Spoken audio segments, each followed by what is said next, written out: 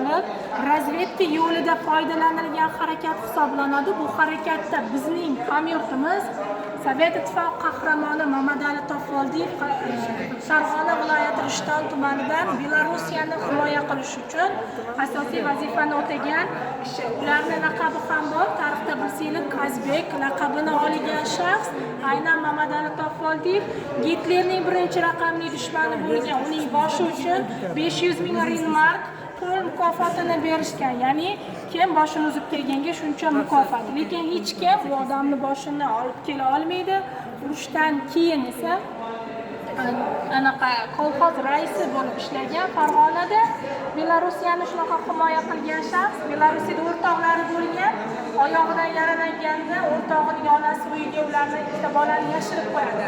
O'shanda Gitlerning rejasi bilan uni qidirayotgan askarlar kelib ayoldan so'rashganda yo'q, bolalar yo'q deyshadi. Unga ishonmagan askarlar ayol uyini yoqib yuboradi. Ayol esa shuncha ayyorona reja bilan bolalarni kartoshkani tagiga ko'mgan bo'ladi. Ikkita bola uyi yonganda ham tirik qoladi. Urush tugagandan keyin shu ayolga borib Mamadali Tofoldiyev uy qurib beradi.